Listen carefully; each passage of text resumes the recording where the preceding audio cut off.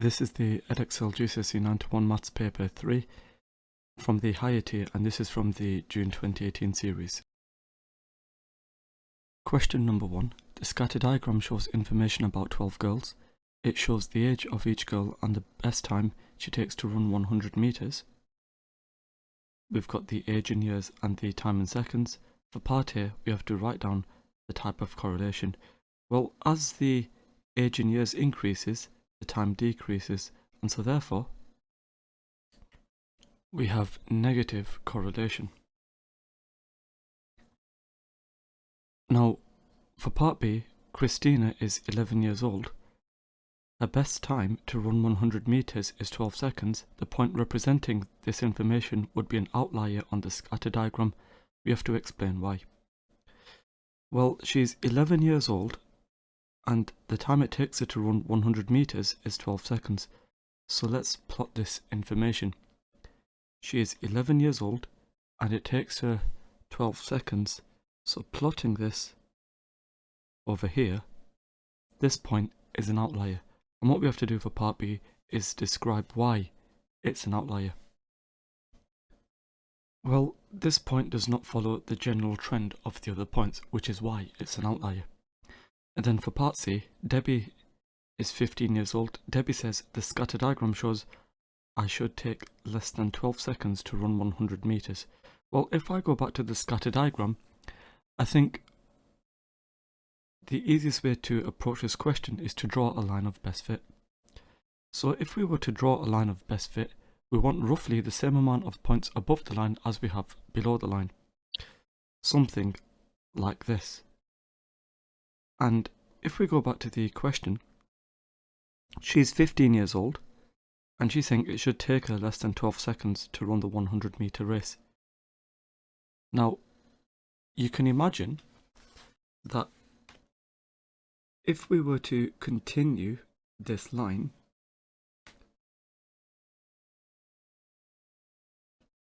then what we can see is it takes less than 12 seconds. And also, if we take a look at the points we have so far, you can hopefully see that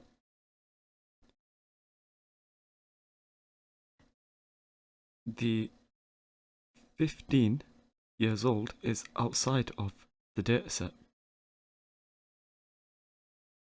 So because 15 years old is outside the dataset, the comment is unreliable. Question number 2. We have to expand and simplify 5 multiplied by p plus 3, subtract 2 multiplied by 1 minus 2p.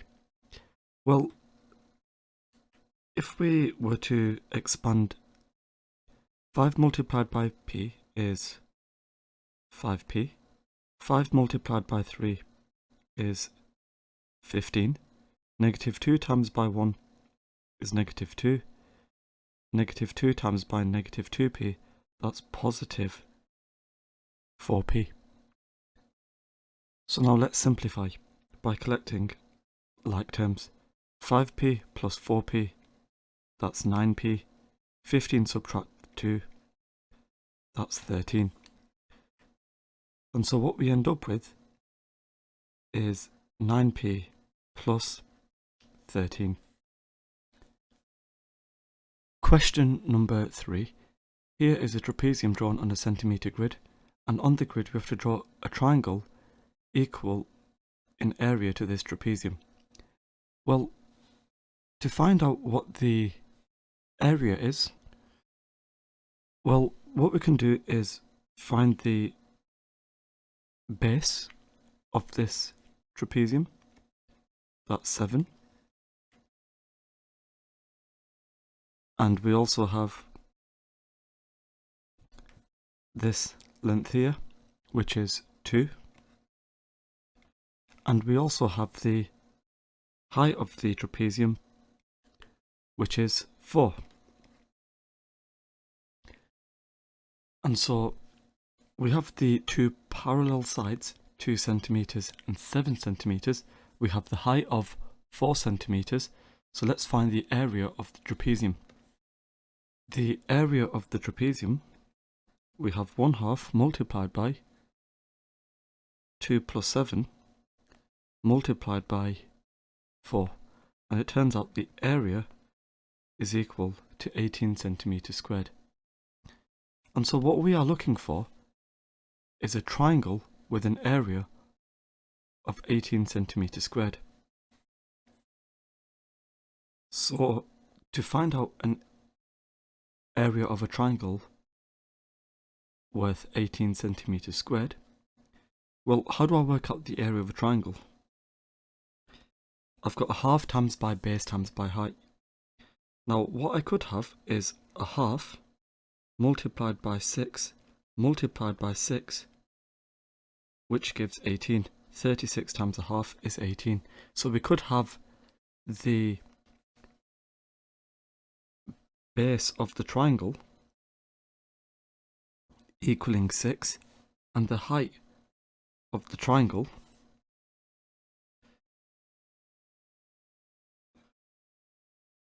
equaling 6. And so if we were to draw that out, here is our triangle. We have a base of 6 centimeters and we have a height of 6 centimeters. We could have other combinations as long as we get an area of 6 centimeters squared rather of 18 centimeters squared. Question number 4.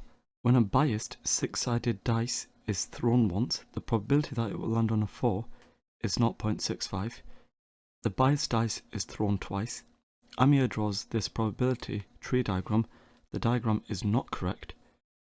We have to write down 2 things that are wrong with the probability tree diagram. Well, we know that the probability that it will land on a 4 is 0.65. And so the probability that it does not land on a 4 is 1 subtract 0.65, which is 0.35. So the probability that it does not land on a 4 is incorrect. So with the first throw, the probability that we do not land on a 4 is 1 subtract 0.65, which is 0.35. Now, if we take a look at the second throw, if we land on a 4, that means for the second throw, if we land on a 4 again, that should be 0.65, not 0.35. So if we land on a 4 on the first throw, then the probability that we land on a 4 on the second throw should be 0.65. Question number 5. ABC is a right-angled triangle, that's what we see here. And for part A, we have to work out the size of the angle ABC. Give your answer correct to 1 decimal place. Well, we have the hypotenuse, we have the adjacent, what connects those is cosine. And so therefore the cosine of ABC, that's equal to the adjacent, which is 7, divided by the hypotenuse of 11.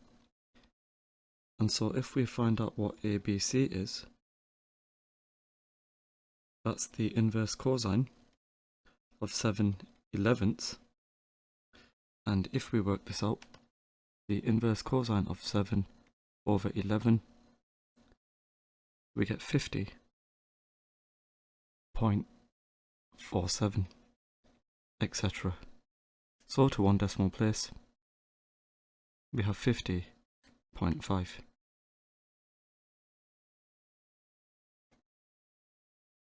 Now, the length of the side AB is reduced by 1 centimeter, and the length of the side of BC is still 7 centimeters, and the angle ACB is still 90 degrees.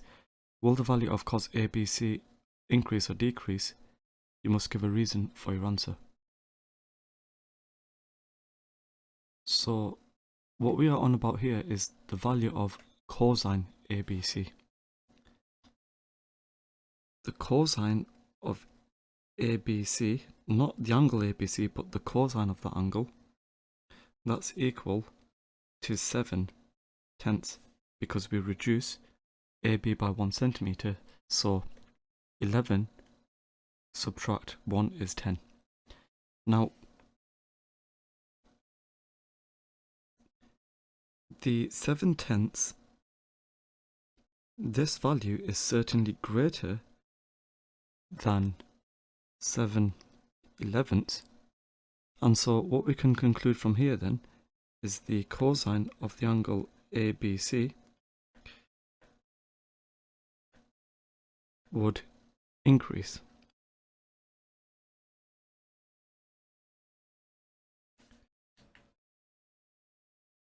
Question number 6. There are some counters in a bag. The counters are red or white or blue or yellow. Bob is going to take at random a counter from the bag. The table shows each of the probabilities that the counter will be blue or will be yellow. So we've got the colour red, white, blue or yellow and the probability. There are 18 blue counters in the bag. The probability that the counter Bob takes will be red is twice the probability that the counter will be white. And for part A, we have to work out the number of red counters in the bag. Well, if we say that the probability of taking a white counter is x, the probability of red is twice this, so that would be 2x.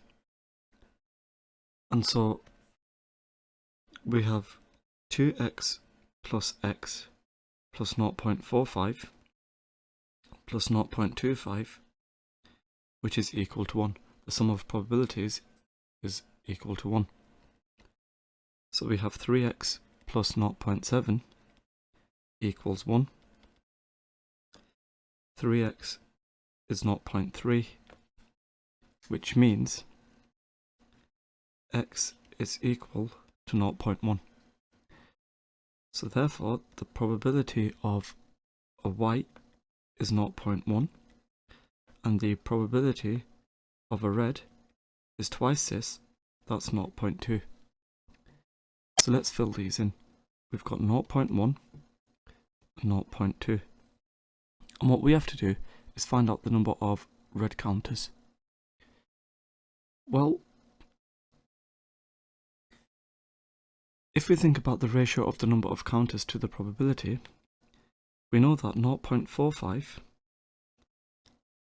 which is the probability of a blue, that represents 18 counters. And what we want to do is ultimately find out what 0.2 is and how many counters this represents. And for me to find out what 0.2 represents in terms of the number of counters, I can first of all find out what 0.05 is worth. That would allow me to find out what 0.2 is worth. Well, from 0.45 to 0.05, I divide by 9, and then 0.05 to 0.2 are times by 4. So if I divide 18 by 9, I get 2, and then if I times 2 by 4, I get 8, which means 0.02 is represented by 8 counters. Then for part B, a marble is going to be taken at random from a box of marbles. The probability that the marble will be silver is 0.5. There must be an even number of marbles in the box. We have to explain why. Well, half the marbles must be silver for the probability of silver equaling 0.5. So with an odd number of marbles, that means if I do odd divided by 2, and the reason I'm dividing by 2 is because of the probability here, odd divided by 2, that will not give a whole number of marbles. So there must be an even number of marbles. Question number 7, we have to solve 5 minus x over 2 equals 2x minus 7. Well, what we can do is multiply both sides by 2, and if I do that, on the left hand side the 2's cancel, so we are left with 5 minus x, and on the right hand side we have 2 multiplied by 2x minus 7. So we have 5 minus x equals 4x minus 14. 5x is equal to 19, and if I divide both sides by 5, x is equal to 19 over 5. So x is equal to 19 over 5. Question number 8. ABCDE is a pentagon. The angle BCD is twice the angle ABC, and we have to work out the size of the angle BCD. You must show your working.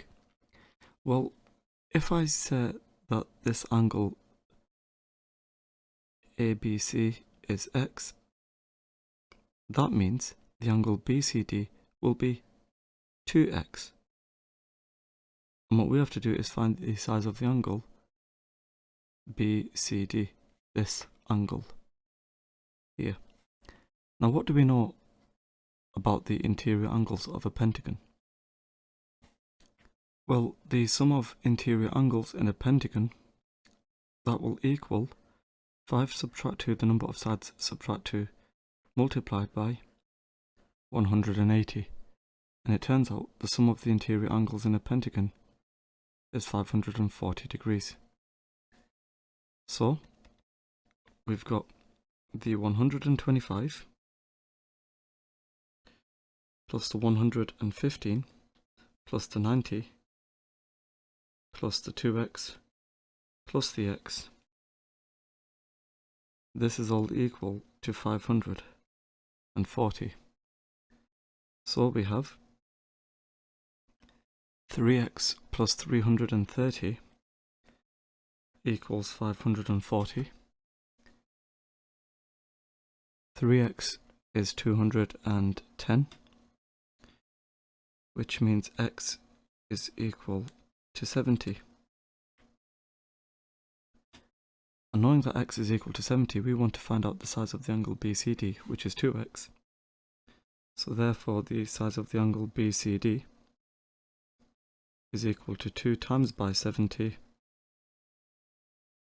which is 140.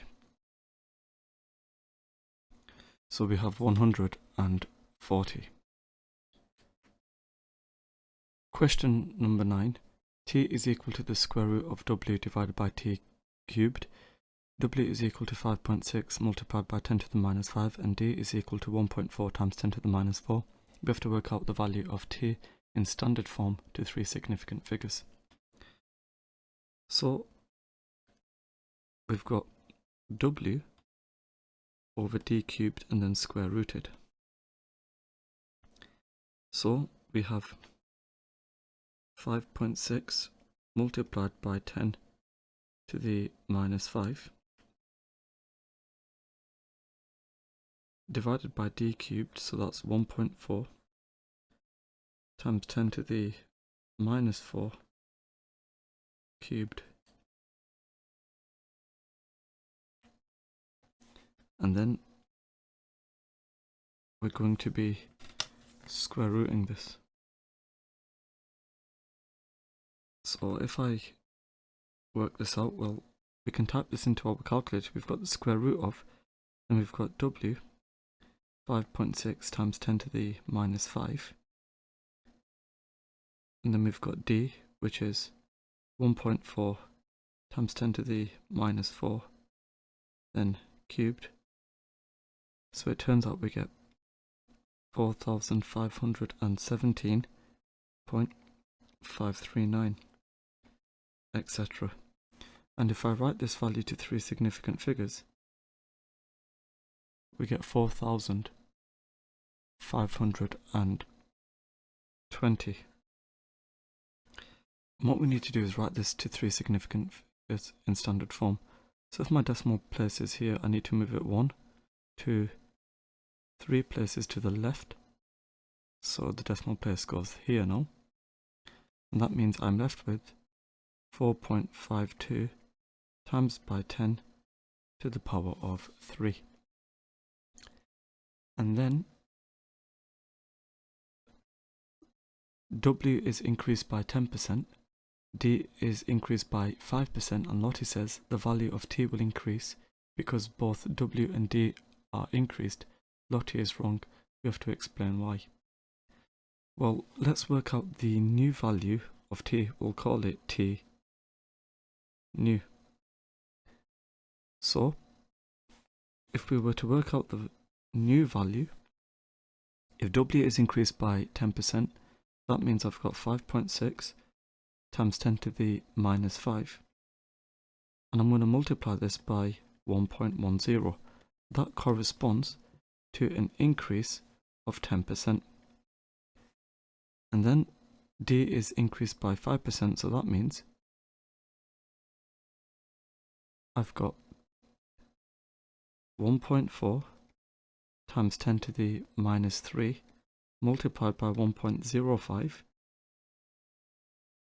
and that is because D is increased by 5%, and then I need to cube this value here. So if we work out the value here,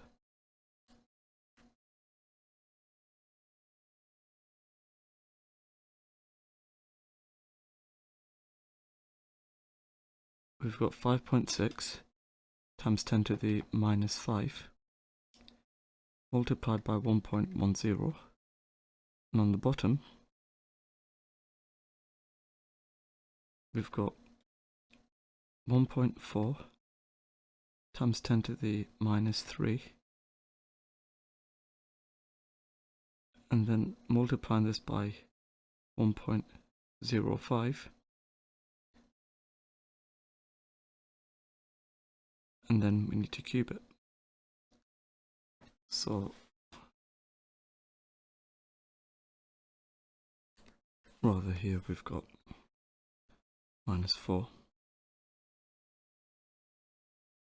So it turns out we get a value of 4403.6, etc.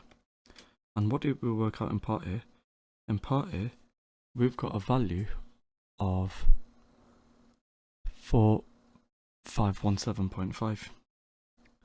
So we had in part A 4517.5, etc. And what we can see is this new value of T is greater, and what we can therefore conclude is Lottie is incorrect.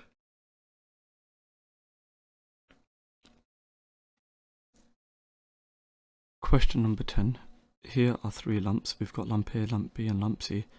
Lamp A flashes every 20 seconds, lamp B flashes every 45 seconds, and lamp C flashes every 120 seconds. The three lamps start flashing at the same time. How many times in 1 hour will the three lamps flash at the same time? Well, what we need to do is find out after how many seconds they flash at the same time. So if I consider lamp A, what we can do is find out the multiples of 20. Got 20, 40, 60, 80, 100, 120, 140, 160, 180, 200. And we've got 220, 240, 260, 280, 300, 320, 340, 360, 380, and 400, and then we could continue. Now let's think about lamp B. Let's find out the multiples of 45.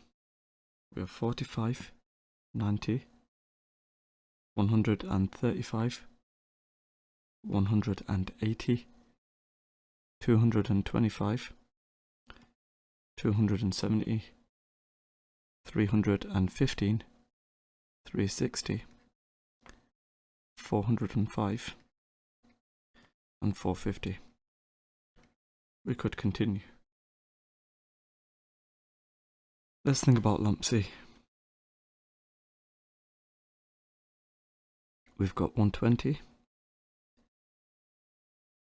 240, 360, 480, but we could continue, but hopefully what you'd find is the lowest common multiple is 360.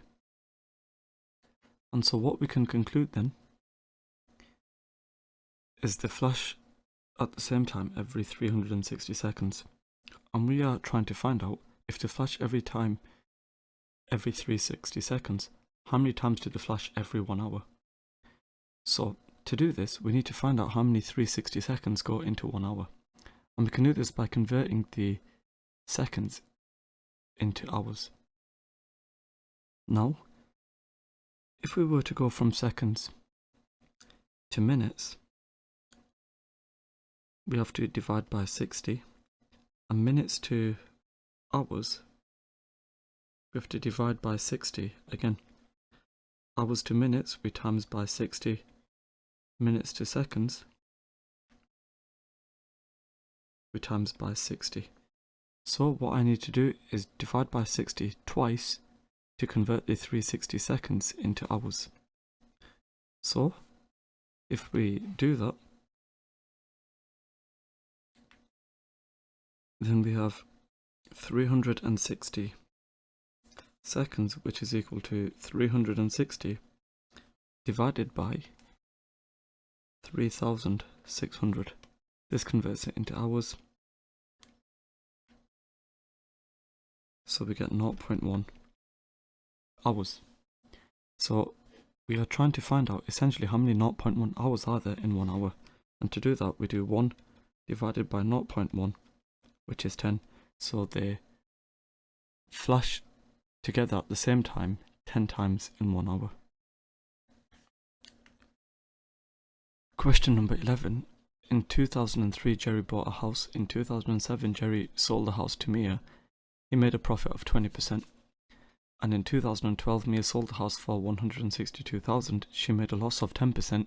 We have to work out how much Jerry paid for the house in 2003.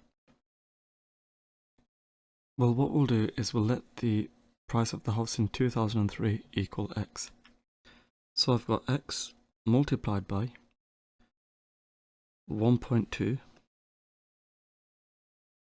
And the reason I multiply it by 1.2 is because in 2007 he made a profit of 20%.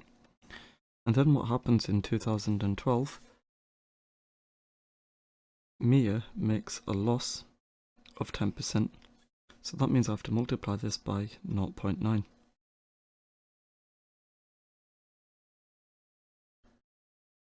And at the end of it all, the value is 162,000. That's how much she sold the house for. So what we need to do is find out the original price X.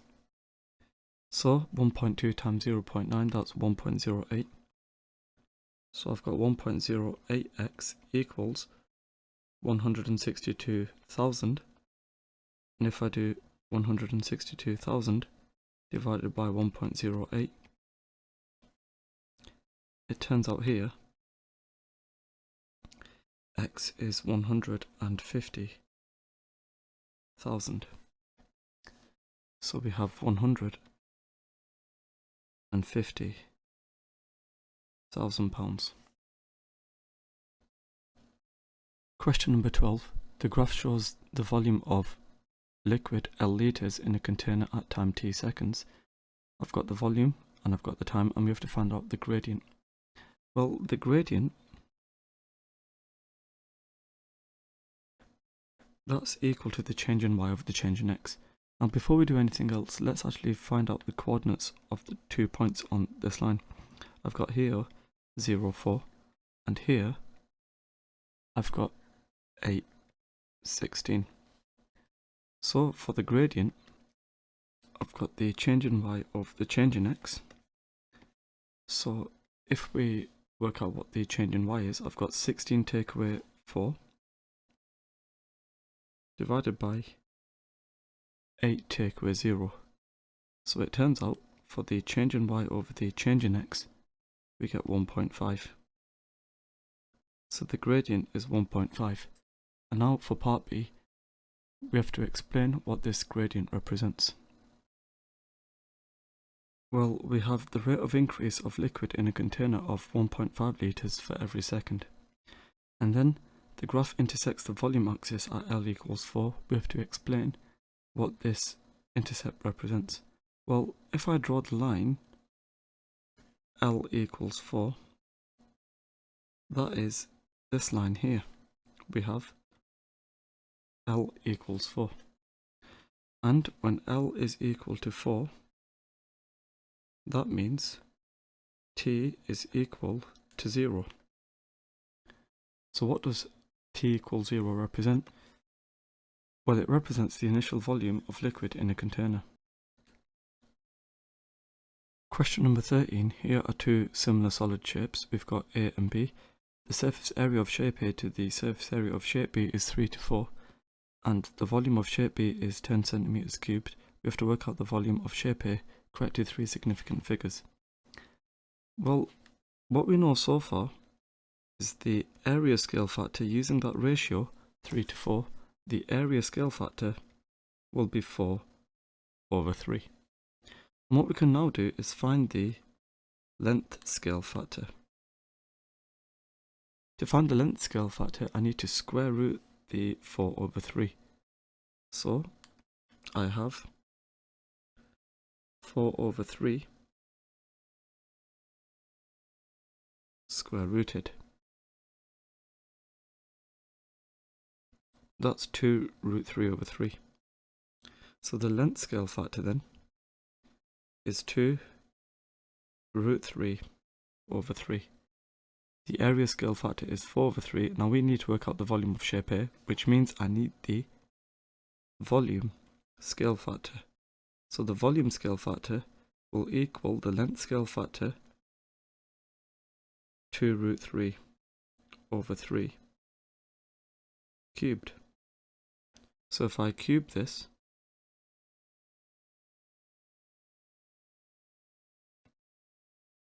it turns out the volume scale factor is 8√3/9.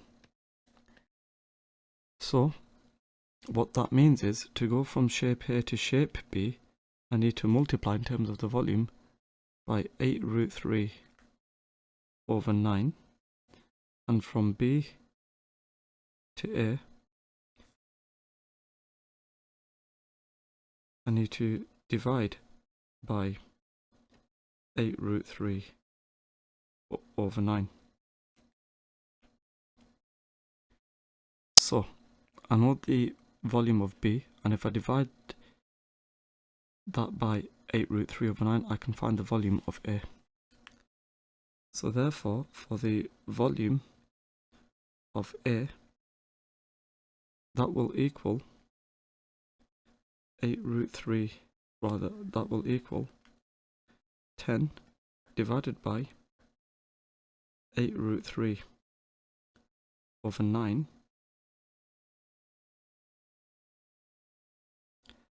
and it turns out as a decimal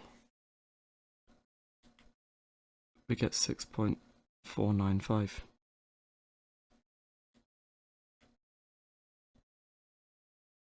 So we have 6.495 centimeters cubed, and that is given to three significant figures.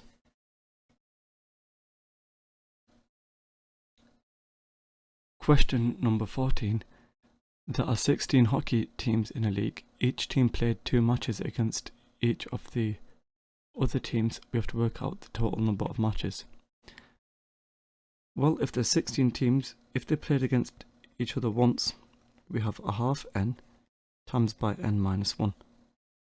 And we can actually visualize this. If I've got, say, 5 games, well, if I've got 5 teams, I've got team A, B, C, D, E, A, B, C, D, E. Now, if I think about what's going on over here, A can't play itself, B can't play itself, same with C, D, and D. And if each team plays each other once, that means I've got 1, 2, 3, 4, 5, 6, 7, 8, 9, 10. I have a triangular number here.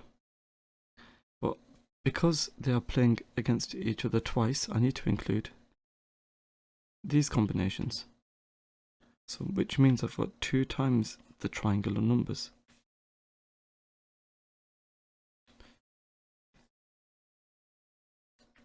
So with that, I've got 2 times by 1/2 times by n. Now n here is 16. And then I've got 16 minus 1. And if I work this out, we end up with 240. So 240 matches are played. Question number 15. The graph shows the speed of a car in meters per second during the first 20 seconds of a journey. For part A, we have to work out an estimate for the distance the car travelled in the first 20 seconds. Use 4 strips of equal width. Well, let's create the widths in the first 20 seconds, dividing that up into 4, we get 5. So every 5, we need to draw lines up like so.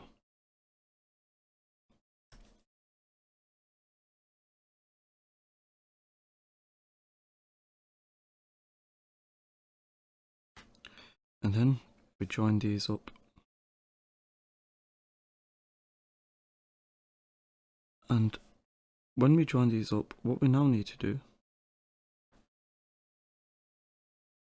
is find out the distance by calculating the area. So the distance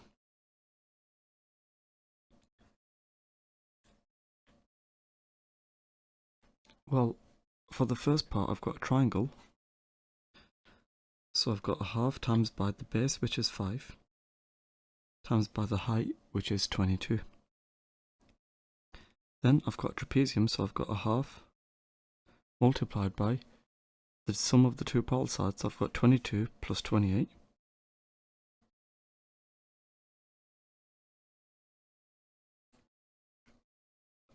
And then I times that by the height of 5. And then I've got another trapezium, so I've got 1/2 times by 28 plus 32. And then I'm going to times that by 5. And then I've got 1/2 times by 32 plus 35. And I times that by the height of 5. So if I work out the distance, I get 497.5 meters. So I have 497.5. Now for part B, is your answer to part A an underestimate or an overestimate of the actual distance the car travelled in the first 20 seconds? Give a reason for your answer. Well, here it's an underestimate because the area of the triangle and trapezium are under the curve. Question number 16. The nth term of a sequence is given by an squared plus bn, where a and b are integers. The second term of the sequence is -2. The fourth term of the sequence is 12. For part A, we have to find the 6th term of the sequence. Well, what we need to do to begin with is find the values of a and b. So we know that the second term, that's when n equals 2. The second term is -2.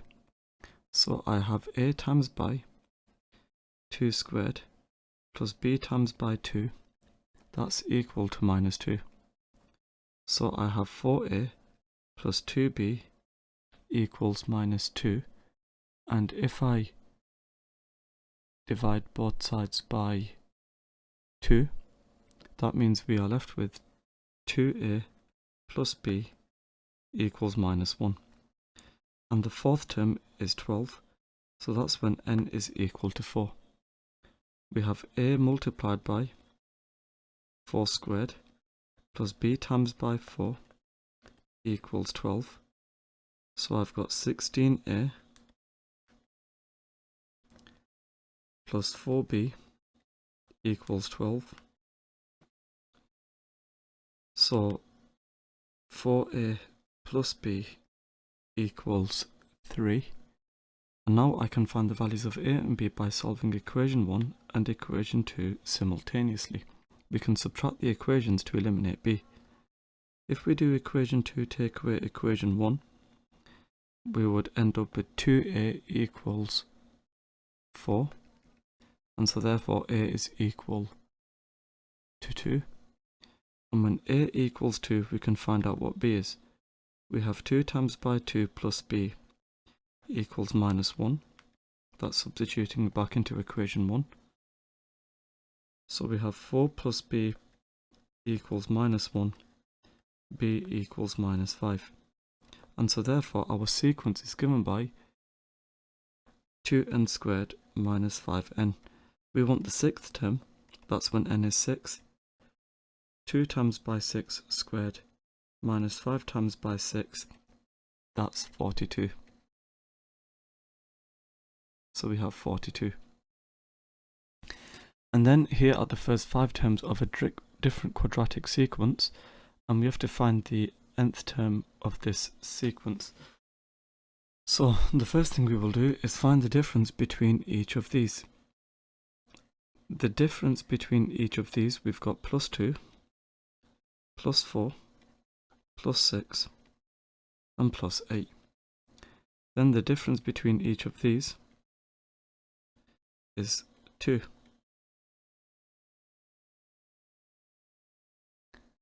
So the coefficient of n squared, that will be given by 2 divided by 2, which is 1.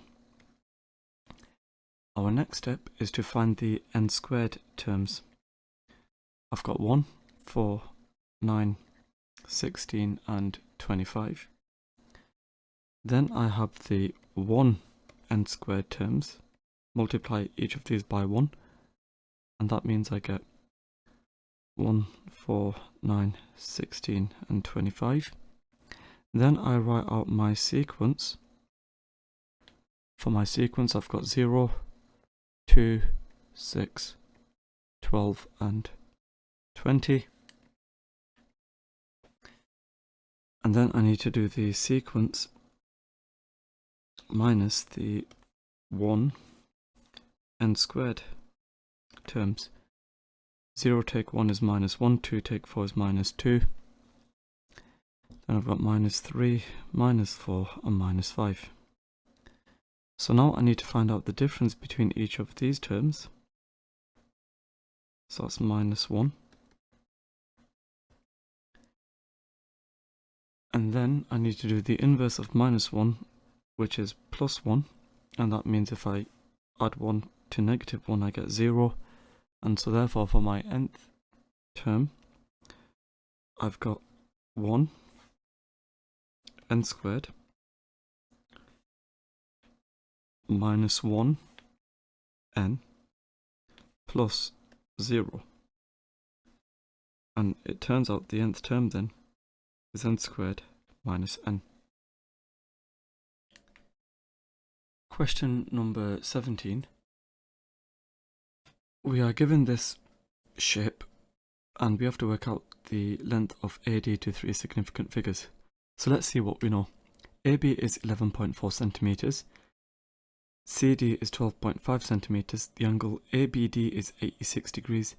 The angle DBC is 109 degrees and the angle BCD is 34 degrees. Well, what we can do to find out the length AD, if I somehow know the length BD, then I can use the cosine rule to find AD. And I can find out the length BD by considering the triangle BCD. So let's draw a quick sketch of BCD. Like so. We've got the 109 over here. We've got 34 here. 12.5 here.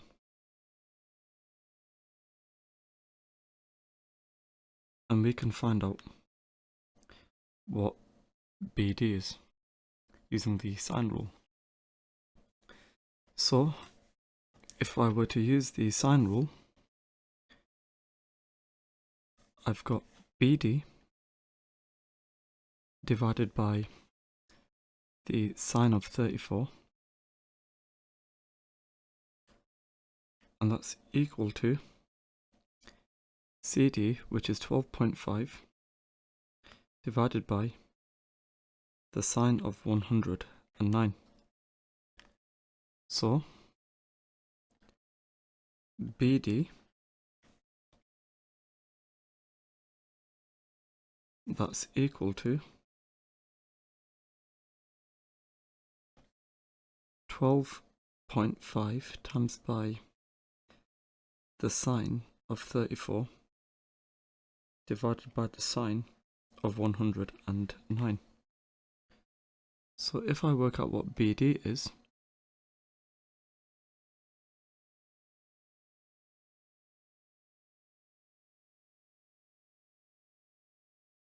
we get 7.39, etc. So I've got 7.39, etc. So this side is 7.39, etc. centimeters. And now I can find out what AD is using the cosine rule. So let's draw up that triangle. I've got the triangle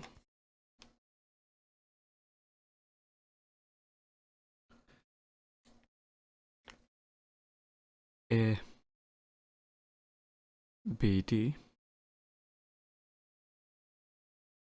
I've got the 7.39, etc.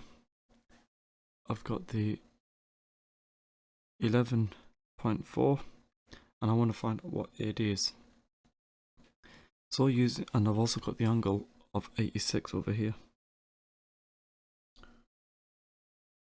So I've got 86 over here, so I've got AD squared equals 11.4 squared plus the 7.39, etc. squared minus 2 times 11.4 times by 7.39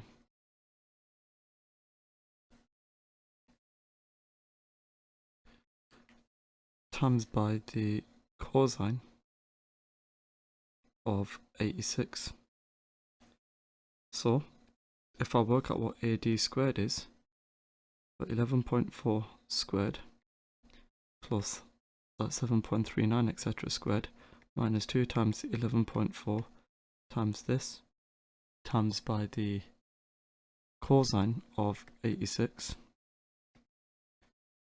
I get 172.85, etc.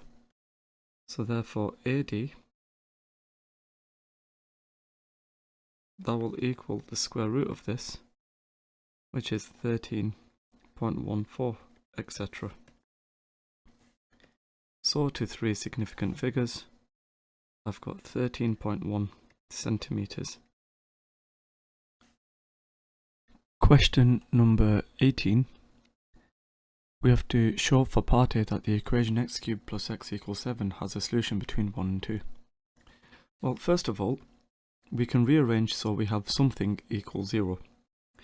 So I've got x cubed plus x minus 7 equals 0. And so therefore, f of x is x cubed plus x minus 7. So now what we need to do is find out what f of 1 is and f of 2 is. So to find out what f of 1 is,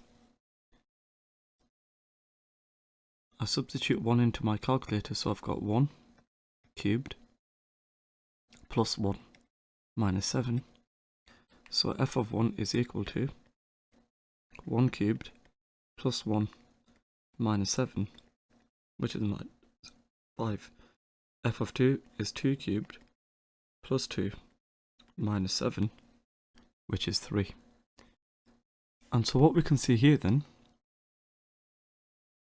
since we've got a change in type and f of x is continuous, we can therefore conclude we've got a root in between 1 and 2.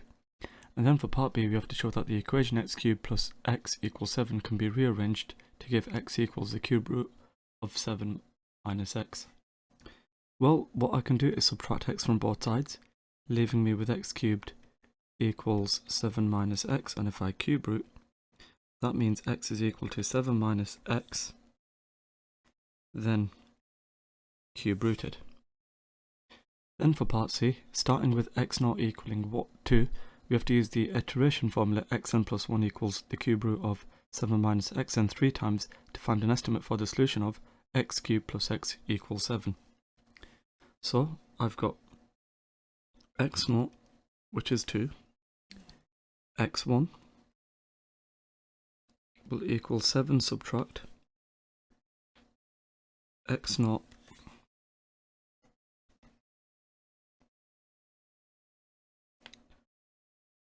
cubed. So I've got 7 minus 2 and then cube rooted. So if I work this out, well, I press 2 into my calculator and then the answer function has this stored into it, and then I type in my iteration formula replacing xn with the answer function. So I've got 7 minus xn, so I get here 1.7099, etc. And then to find out what x2 is, I've got 7 minus x1, then cube rooted, so I've got here 7 minus 1.7, etc.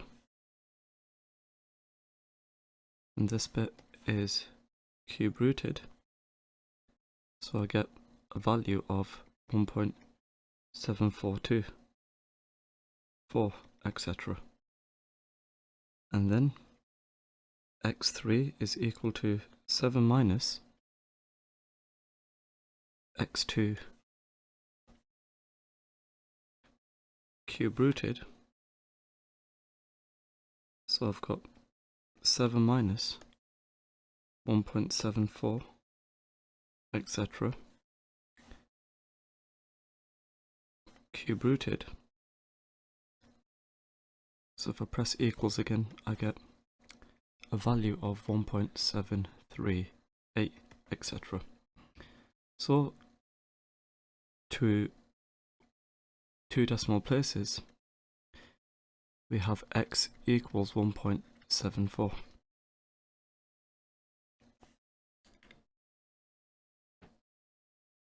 Question number 19. Here are 2 right-angled triangles. We're given that the tan of E is equal to the tan of F, and with this we have to find the value of x. Well, how do I find out the tangent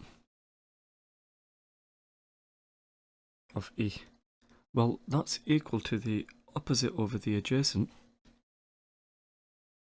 So I've got x over 4x minus 1. That's what tan E is. And to find out what tan F is, I've got the opposite 6x plus 5 divided by 12x plus 31. So now that I know that tan E is equal to tan F, I can set the x over 4x minus 1 equal to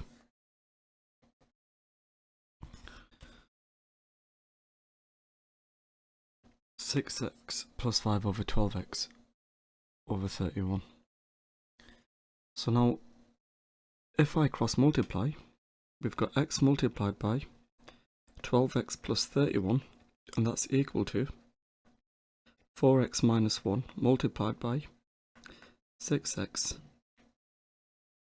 plus 5.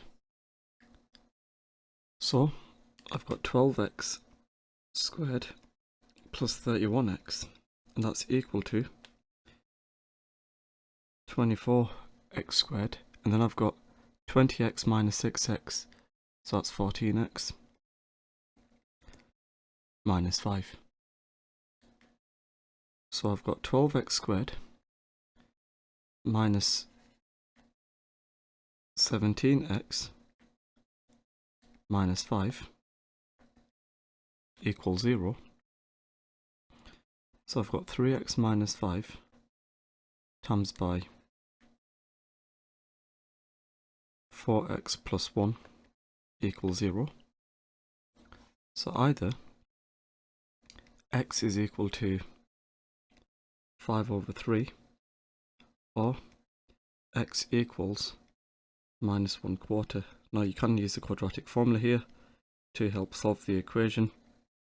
Either way, we should get these solutions. And so, because we know x must be greater than 0 because we are considering lengths, this would imply that x equals 5 over 3 is the only solution. So I've got x equals 5 over 3. Question number 20. 50 people were asked if they speak French or German or Spanish. Of these people, 31 speak French, 2 speak French, German and Spanish, 4 speak French and Spanish but not German, 7 speak German and Spanish, 8 do not speak any of the languages. All 10 people who speak German speak at least one other language, and 2 of the 50 people are chosen at random. We have to work out the probability that they both speak Spanish. Now, to do this, we need a Venn diagram, and the reason for that is because I've got 3 different types of languages. So here is my Venn diagram. I've got French, German and Spanish. Now let's read some of these statements. We've got 31 people who speak French. Can't do much with that yet.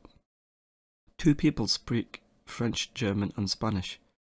So if 2 people speak French, German and Spanish, that means 2 would go over here. Then we have 4 people who speak French and Spanish but not German. So French, Spanish but not German, that would go over here. Then we also know that 7 people speak German and Spanish. So if 7 people speak German and Spanish, that means this total is 7. 7 take away 2 is 5. So 5 speak German and Spanish only.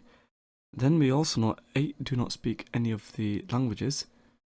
So 8 people do not speak any of the languages. That goes on the outside. And then all 10 people speak German. So there's 10 people in total who speak German, speak at least one other language. So there's 0 people who speak German only, which means for all of German I've got 10. 10 take away 5 take away 2 is 3. So I've got 3 people who speak German and French, which means that there's 0 people who speak just German. Now, I also know that there's 31 people who speak French. So, 31, take away 3, take away 2, take away 4, that's 22. So I've got 22 who speak French only. And to find out the number of people who speak Spanish only, well, I have to do 50, there's 50 people in total. Take away 22, take away the 8, take away 3, take away 2, take away 4, take away 0, take away 5, that's 6. So 6 people speak Spanish only. Here is the completed Venn diagram. Now what's happening in this question is 2 of the 50 people are chosen at random, and we have to work out the probability that they both speak Spanish. So the probability that they both speak Spanish Well, there's 50 people in total, and of those, 6 of them speak Spanish, so that's one person selected. And then for the other person, well, there'll be 49 people left over. One of them has already been selected. So for the second person, the probability that they speak Spanish is 5/49. And if we work out the result of this, it turns out we get 3/245.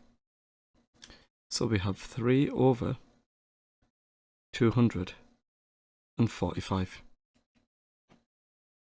Question number 21. ABCD is a parallelogram.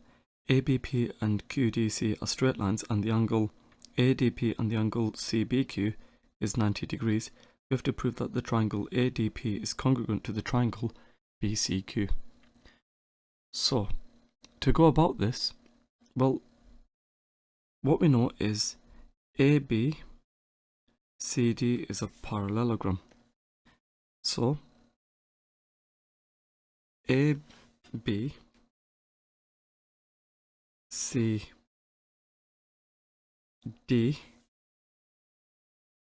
is a parallelogram,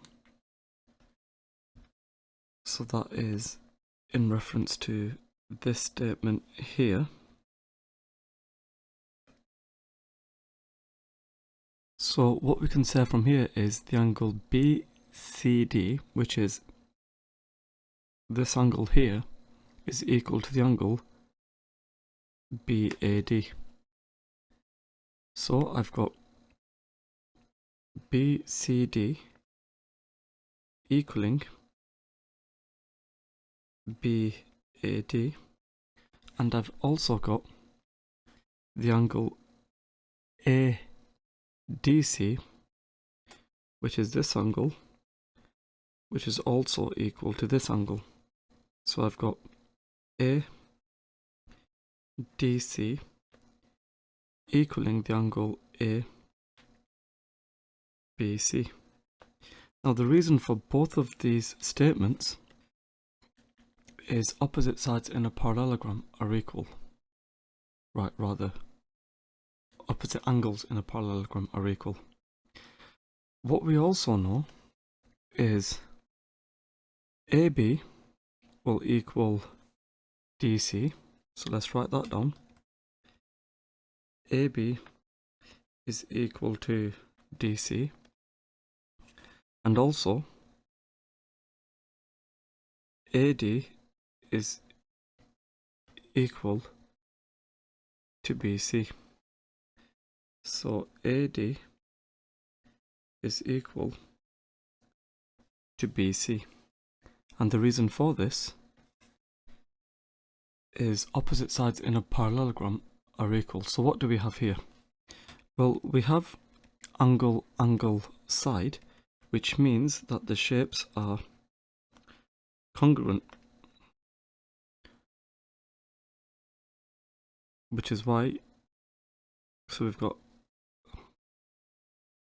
angle, angle, side, which means ADP is congruent to the triangle CBQ.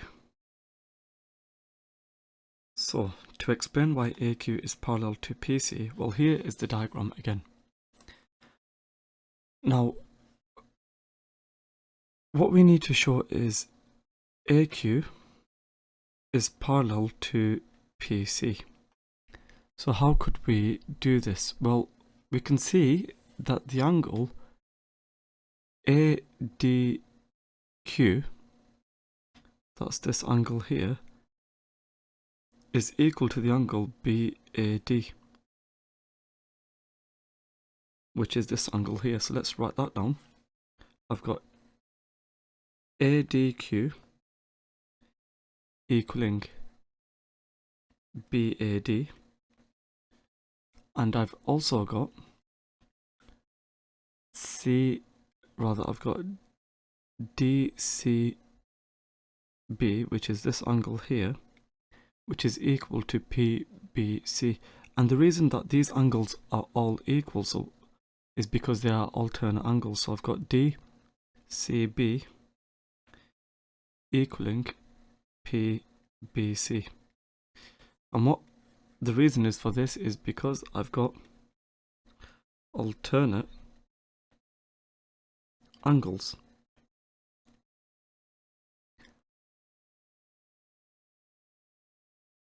What else we have? I've got ADQ then equaling DCB. So this angle here is equal to this angle here because they are corresponding. So this angle here is equal to this angle here. So I've got ADQ equaling DCB, and that's what I highlighted here. And the reason for this is because they are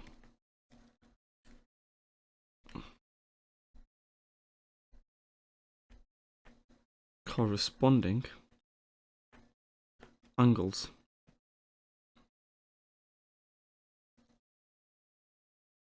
And because they are corresponding angles, the angle ADQ would equal the angle PBC because this angle equals this angle. So because this angle shown in blue is equal to this angle here, that means the angle ADQ is equal to the angle PBC.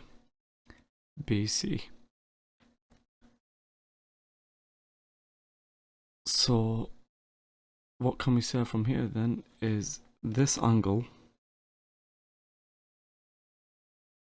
here, the angle ADQ would equal this angle here. So that's what we were just talking about. So what we can also say then is as AP is equal to QC, so as AP equals QC, we can therefore conclude that BP is equal to QD. So BP is equal to QD. So this would equal this, and that's because AP and QC are equal. And that's because we know that those triangles ADQ, rather ADP and the triangle QCB are congruent. So let's write down the reason for that. So that is because, well, first of all, AP equals QC, and that's because ADP and CBQ are congruent.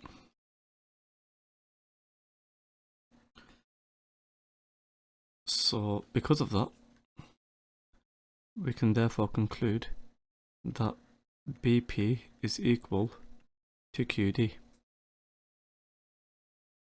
So because of all those conditions, we can say then that AQD, the triangle AQD and the triangle BPC are congruent. So AQD and BPC then will be congruent, and that's because of the side angle side condition. Now, because ADP and QCB are congruent,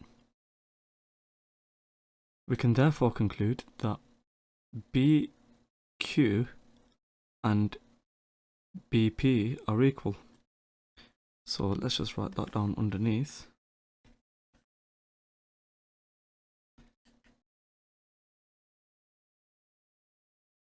BQ will equal PD.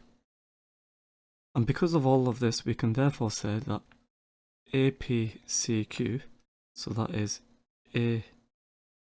APCQ then, this will be a parallelogram. So because it's a parallelogram, we can therefore say that AQ equals PC. So AQ equals PC, so that is this over here. And the reason for that is because opposite sides in a parallelogram are equal, and that's exactly what we wanted to show.